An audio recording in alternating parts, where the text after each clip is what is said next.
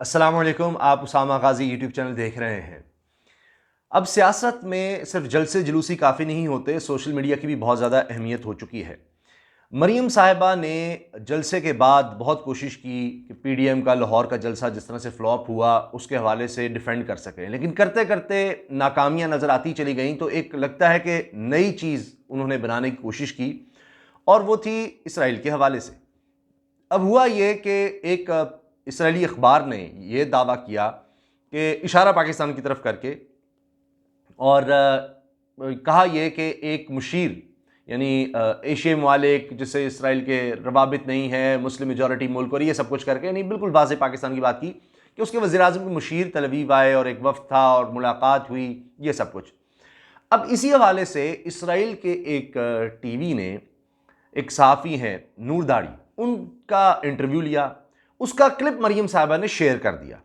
Share क्यों किया कि जी उसमें यह बात हो रही है कि पाकिस्तान की तरफ से पाकिस्तान के वज़ीर-ए-आज़म का मुशीर गया और इसराइल से वहाँ पर जाकर मिला और वफ़द एक गया और वहाँ पर मुलाकात की।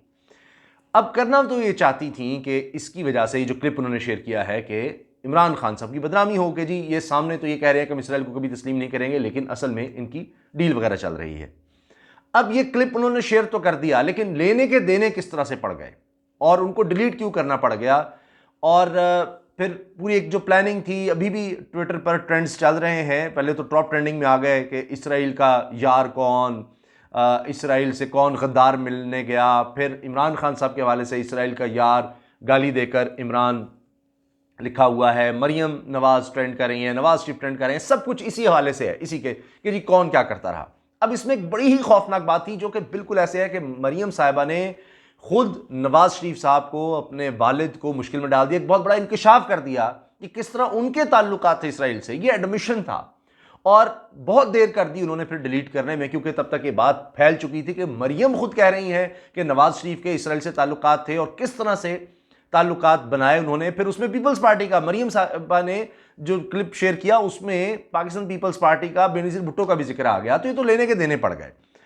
अब इसकी तफसील पर आते हैं, क्योंकि मौलाना का ये कई दफ़ा कहना है कि जी यहूदी एजेंट और इस तरह की सारी बातें।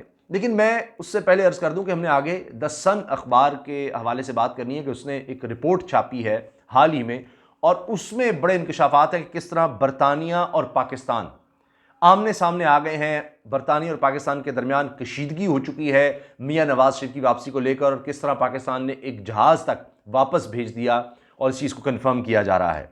अब इस हवाले से भी हम बात करेंगे, लेकिन पहले ये जो किस्सा है इसको हम मुकम्मल कर लेते हैं। अब ये इंटरव्यू, उसका हिस्सा मरियम साहबा ने शेयर कर दिया अपने ट्विटर पर। उसमें वो कह ही रहा है, नूर दाढ़ी जो एक सहाफ़ी है, और वो इसराइल के हवाले से कि जी मुसलमानों को, पाकिस्तान को, इसराइल को तस्लीम कर लेना चाहिए, इस हवाले से बड़ी बात करता रहता है। तो उसका क्लिप शेयर किया। अच्छा, ट्रेंडिंग भी ये लग रहा है कि सोचा हुआ था कि मरीम साहब पहले क्लिप शेयर करेंगी, फिर ये ट्रेंडिंग चलेगी, ये सारा कुछ होगा, लेकिन वो उल्टा काम हो गया। तो वो तहरीक इंसाफ के पास ये हथियार आ गया और ट्रेंडिंग उल्टी बन गई ज़्यादा। बहरहाल अभी दोनों तरफ से ट्रेंड चल रहे हैं, टॉप ट्रेंडिंग में रहा और अब थोड़ा सा नीचे जा रहा है, लेकिन है ये। उसमें वो ये कहता है नूर दाढ़ी कि नवाज शरीफ ने 2 मरतबा, 1 मरतबा नहीं, 2 मरतबा डेलीगेशन भेजा इसराइल, 2 मरतबा। अब इससे तो लग रहा है कि इसराइल से ताल्लुकात मियां नवाज शरीफ साहब बहुत करीबी जोड़ना चाहते थे, और इसके अलावा भी उनके होंगे। कुछ लोग ये कह रहे हैं कि जी वो वॉल्यूम 10 जो आना था पनामा लीक्स के हवाले से, जेआईटी जो बनी थी उसका एक वॉल्यूम 10, उसमें ये चीज़ें भी होंगी, बहुत सी बातें होंगी।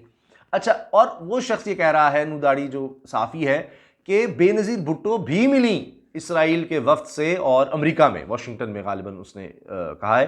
तो ये बेनज़ीर साहिबा का भी उसमें जिक्र आ गया। तो मरियम साहिबा ने यानी नवाज शरीफ साहब को तो एक्सपोज किया ही, ये खुद यानी अपने ट्विटर हैंडल से, हालांकि उनके पास बड़ी सोशल मीडिया टीम है, वहां से शेयर कर दिया कि जी नवाज शरीफ साहब ने 2 डेलीगेशन भेजे इसराइल बतौर प्राइम मिनिस्टर। ये बात मरियम खुद बता रही हैं, खुद इसको एडमिट कर रही हैं कि ये देखो, ये इंटरव्यू देखो, ये हो चुका है। फिर बेनज़ीर साहबा का उसमें जिक्र आ गया, तो पीपल्स पार्टी को भी मरवाया और खुद तो बेड़ा गर्क किया ही। अब ये होता यह है कि जब इंसान परेशान होता है, दबाव में होता है, तो प्रेशर में कई दफ़ा इस तरह काम करता है कि अच्छा वो जो पीडीएम का जलसा था वो मसले में आ गया, फिर इलेक्शन जो है वो हुकूमत कह रही है हम फरवरी में करा देंगे सेनेट के, हमारा लॉन्ग मार्च क्या होगा, क्या बनेगा, जगह जगह हमने रैलियों का किया था, वबा बढ़ रही है। तो अच्छा, सोशल मीडिया पर ये जो बात आई है इसराइल के अखबार में कि इमरान खान का कोई मुशीर गया है, वो मिला इसराइल में, इसको उठाते हैं और फिर उसके इंटरव्यूज़ वगैरह शेयर करते हैं। उसमें सबसे बेस्ट उनको ये लगा कि ये मामला है, ये साफ़ी है, इस तरह की बात भी करता रहता है और इसराइल के i24 चैनल को इंटरव्यू भी दिया हुआ है, यही हम लगा देते हैं। वो लगाया पूरा क्लिप और फिर हटाना पड़ा। जब हटाया तब तक वो सब लोगों ने उठा लिया हुआ था। तो फिर शहबाज गिल हों, दीगर लोग हों पाकिस्तान तहरीक इंसाफ के, उन्होंने कहाँ छोड़ना था। फिर वो बातें, फिर ट्रेंड शुरू हो गए, फिर लोगों ने बातें करना शुरू कर दी और लेने के देने पड़ गए। ये बहुत बड़ा डेंट है मुस्लिम लीग नून को, मियां नवाज शरीफ को। उसकी वजह यह है कि अब वो इसको कैसे डिफेंड करेंगे, यानी कहीं भी अब वो इल्ज़ाम लगाएंगे किसी भी तरह का, या फजलुर रहमान साहब इल्ज़ाम लगाएंगे, अब वो कहते रहेंगे कि जी यहूदी एजेंट ये वो, कि भाई इमरान खान तो खड़ा है, वो तो मान नहीं रहा इसराइल को। आप कहते हैं कि जनाब उनका कोई मुशीर गया, अगर गया तो वो उनकी इजाज़त के बगैर गया होगा, अभी किस तरह साबित होगा, ये सब कहानियाँ आप लीजिएगा। लेकिन ये चीज़ तो मरीम खुद कह रही हैं, ये बात तो मरीम खुद एडमिट कर रही हैं कि जी हाँ, नवाज शरीफ ने 2 दफ़ा भेजा वफ्त, क्योंकि वो खुद शेयर कर रही हैं और कह रही हैं कि ये देखो। और बहरहाल डैमेज कंट्रोल क्या करना था, उसके बाद उन्होंने डिलीट करने के बाद तो बहुत देर हो गई। तो अब जब भी वो ये बात करेंगी या ये कार्ड खेलने की कोशिश होगी ये इसराइल वाला, तो ये चीज़ सामने आती रहेगी कि आपने तो खुद कहा था, आपने तो खुद कहा था। आप कहेंगे जी गलती से हो गया था, तो इसका मतलब है कि आप तो ये सिर्फ एक प्रोपेगेंडा कर रहे थे, ये बात आप करना चाहते थे और उसके कोई सबूत नहीं है, कुछ नहीं है। तो वो लेने के देने पड़ गए। अब आ जाते हैं द सन की रिपोर्ट की तरफ। द सन बहुत अहम अखबार है बरतानिया का, और उसमें स्टीफन मॉयस की ये रिपोर्ट है जिसमें ये बताया गया है कि 3 लाख पाउंड का नुकसान बरतानिया को हुआ। वो इस तरह के बरतानिया ने एक प्लेन चार्टर करवाया, जो लोग इलीगली गैर कानूनी तौर पर बरतानिया में रह रहे थे उनको डिपोर्ट करने के लिए, पाकिस्तान वापस भिजवाने के लिए उन पाकिस्तानियों को, लेकिन उसको पाकिस्तान में उतरने की इजाज़त नहीं दी गई। इससे 3 लाख पाउंड का तो बरह रास्त नुकसान हुआ बरतानिया को। अब वो वजह द सन ये कोट करता है, वजह ये थी कि मियां नवाज शरीफ को बरतानिया अभी तक हवाले पाकिस्तान के नहीं कर रहा। अब इस वजह से कि जहाज़ भी लौटा दिया कि जब तक आप नवाज शरीफ को हमारे हवाले नहीं करते तो ये जो गैर कानूनी तौर पर वहाँ रह रहे हैं इनको हम क्यों लें, जब एक सज़ा याफ्ता मुजरिम शख्स जिसको अदालतें मफरूर इश्तिहारी करार दे चुकी हैं वो वहाँ पर ठहरा हुआ है, तो जब तक आप उसे वापस नहीं करते हमने इनको भी नहीं रखना। फिर द सन की रिपोर्ट में शहजाद अकबर की खदूत का भी जिक्र है। इसके साथ साथ जो होम सेक्रेटरी हैं वहाँ की वज़ीर दाखिला बरतानिया की प्रीति पटेल, उनका भी जिक्र है और उनके हवाले से कहा गया है कि बिल्कुल ख़त व खिताबत हुई है, हमें जो ही ये एक्स्ट्राडिशन की कोई दरख्वास्त मिलेगी हम बैनुल-अक़वामी क़वानीन के तहत उसको ज़रूर देखेंगे, उस पर ज़रूर गौर करेंगे। अब पाकिस्तान ज़ाहिर है सोच समझ के ऐसा करेगा, क्योंकि एक्स्ट्राडिशन की, हवालगी का, मुल्ज़िमान की कोई इस तरह का माहिदा नहीं है। तो पाकिस्तान चाह रहा है कि डिपोर्टेशन का, कि वहाँ पर गैर कानूनी तौर पर नवाज शरीफ रह रहे हैं, तो इस तरह से कुछ इंतज़ाम किया जाए। लेकिन पाकिस्तान इस पर शदीद गुस्से में है कि नवाज शरीफ को किस तरह वहाँ पर रखा हुआ है गैर कानूनी तौर पर, बरतानिया को देना चाहिए। अब बरतानिया भी उल्टा गुस्से में आया है कि जी हमारा जहाज़ भी लौटा दिया और इस तरह कह रहे हैं, हम पर दबाव डाला जा रहा है। बरतानिया पर कई तरह के दबाव हैं। अब द सन खुद अपनी रिपोर्ट में लिखता है कि हमारे पास, द सन के पास कई वीडियोज़ और फोटोज़ मौजूद हैं कि नवाज शरीफ बिल्कुल ठीक ठाक हैं, वो अपने बहुत ही महंगे, ये खुद उन्होंने लफ्ज़ यूज़ किया है कि एक लग्जूरियस, वो जो सबसे महंगे तरीन वहाँ के फ्लैट्स हैं उसमें नवाज शरीफ रहते हैं, और एक दिन भी उन्होंने हॉस्पिटल में नहीं गुजारा। ये सन लिख रहा है कि एक दिन भी हॉस्पिटल में नहीं गुजारा, जबकि वो कहते हैं जी मैं बीमार हूँ, बीमारी है, यहाँ इलाज के लिए आया हूँ।